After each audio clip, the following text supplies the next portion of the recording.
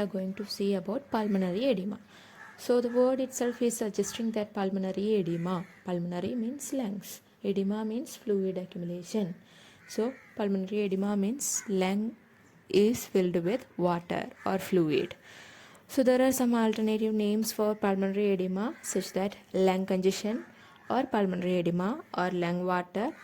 So all those names are very well indicating that this is a accumulation of fluid inside the lungs. So when we are seeing the definition also, the same meaning is giving. Pulmonary edema is a condition characterized by fluid accumulation in the lungs caused by back pressure in the lung veins. This results from malfunctioning of the heart. So here we can understand that the pulmonary edema will not be a condition that is only affecting with the lungs. It is a mixed thing, like lungs as well as heart is affected, and then it will be affecting with the accumulation of fluid, and the lung function will be getting compromised. That is pulmonary edema. When we are coming into the causes, there are mainly two types of causes, that is cardiogenic cause and non-cardiogenic cause. Cardiogenic means something related to heart. So they will be having several causes like a cardiac failure, congestive heart failure, coronary artery disease, cardiomyopathy, mitral or aortic valve disease, severe heart attack or ventricular fibrillation, severe arrhythmia, hypertensive crisis, pericardial infusion, and fluid overload.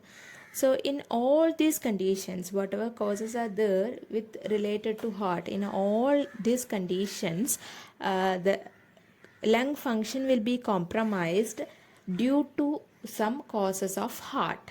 Like heart function will be getting compromised, so adequate cardiac output will not be take place. So the fluid or the blood inside the heart will be accumulated inside the heart itself.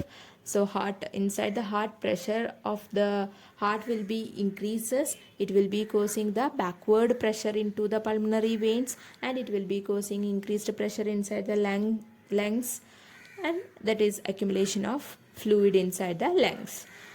And non-cardiogenic causes. So non-cardiogenic causes include some lung infection, toxins, kidney disease, some poisons like smoke inhalations, adverse drug reactions, or some lung diseases such as acute respiratory distress syndrome or high altitudes even. So these many things, these are all the other causes or non-cardiogenic causes. These many things also will be getting affected with the lungs, and lung will be compromised its function, and the fluid will be accumulated inside the lungs. Some other causes like leaky capillaries of air sacs will be there. Then upper airway obstruction, intravenous fluid overload.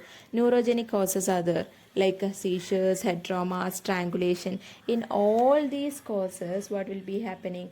The lung function will be getting compromised, and according to that, the total functioning, total heart will be getting into failure.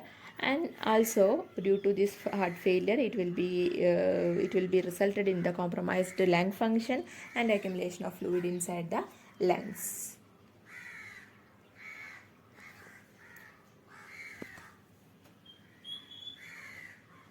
Then there are some alveolar causes, that is something somewhat related to the same causes of non-cardiogenic causes like inhalation of toxic gases, pulmonary contusion, aspiration, re-expansion, reperfusion injury, immersion pulmonary edema, multiple blood transfusions, severe infections, everything we have discussed already. Then some unknown causes like multi-trauma, if there is an injury to the lungs exactly, or some neurogenic causes like subarachnoid hemorrhage or stroke, and some medications, arteriovenous malformations, hantavirus pulmonary syndrome, and ascent to the high altitudes. It is known as HAPI, like high altitude pulmonary edema. So in that situations also, our lungs will not be getting adequate ventilation, as well as adequate oxygenation will not be occur. Lung function will be getting compromised, pressure inside the lungs will be increases, and fluid will be accumulated inside the lungs. Everything happens, and it will be resulted in pulmonary edema. Next we are moving on to the pathophysiology of pulmonary edema. Here If there is a cardiogenic cause like acute heart failure, increased pressure will be there inside the pulmonary system. It will be causing increased pressure inside the pulmonary system and increased pressure inside the left side of the heart, especially in the left atrium. So due to this left atrial pressure, increased pressure in the pulmonary veins and capillaries happen, and this fluid inside the pulmonary veins and capillaries will be shifted into the air sacs, and somehow the accumulation of fluid will be happens. So clinical symptoms, next is clinical symptoms. So lung function is compromised. So it indicates that some shortness of breath will be there and severe difficulty in the breathing and coughing up of blood. That is the exact sign of pulmonary edema. If you are getting a patient that is presented into your department with a coughing up of blood, with no doubt you can confirm it as pulmonary edema. Then excessive sweating, then feeling of air hunger or drowning. They'll be hungry. They'll be asking for air, or the oxygen starvation will be happening, and grunting sounds can be heard during the breathing, and inability to lie down, rails, wheezing, all those things will be there. And the coughing up of blood is otherwise known as production of pink frothy sputum. So pink frothy sputum will be the exact picture or exact sign, a compulsory sign of pulmonary edema. And nocturia, ankle edema, orthopnea, paroxysmal, nocturnal dyspnea, chest pain, palpitation, rapid weight gain, loss of appetite and fatigue, everything will be happens. So if it is a high altitude pulmonary edema, it will be indicated with headache, insomnia, fluid retention, or edema all over the body. Then cough will be there, shortness of breath will be there, and some diagnostic evaluation or diagnostic measures how we can find it is a pulmonary edema. In that we can go for a history collection and physical examination. And in the history collection we'll be asking about the history, any history of causes, like any history of exposure into the like a poisoning or any inhalations, or exactly any history, medical history such as any heart failure. Likewise all the history will be collected. And in the case of physical examination, that is assessment part, here we'll be doing the objective assessment. All the observations will be doing here. So here we can easily find that the pink frothy sputum will be there, and we can continue with the blood test like all the electrolytes, urea, creatinine, and liver enzyme, CRP, CBC, coagulation studies, and beta natriuretic peptide. Everything can be done, and additional investigations like a chest X-ray, ECG, ABG, echocardiography, thoracic ultrasonography, transesophageal echocardiography, pulmonary artery catheterization, cardiac catheterization, everything can be done. Because all these tests, why they are doing this complicatedly, like all these tests has to be included. Why means we have to exclude all the other causes. Here in the blood test you can see the coagulation studies. So if the patient is presented with the pink frothy sputum or coughing up of blood, we have to confirm it as it is only because of pulmonary edema, not because of any other coagulopathies. And the same way all those things we have to identify the causes, and according to the causes we have to treat the pulmonary edema. So for that all those measures has to be implemented, all those evaluations has to be done, then we can identify the cause as well as the disease condition. Then when we are going for the collaborative management of pulmonary edema, this pulmonary edema, if exactly speaking, it is an emergency condition.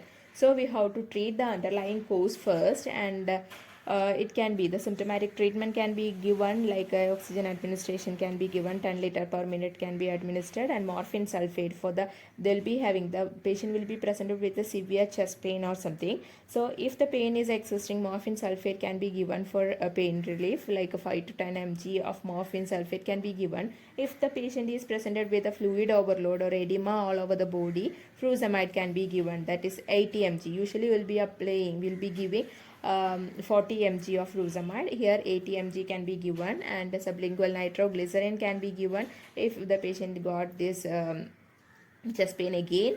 And for easiness, for making the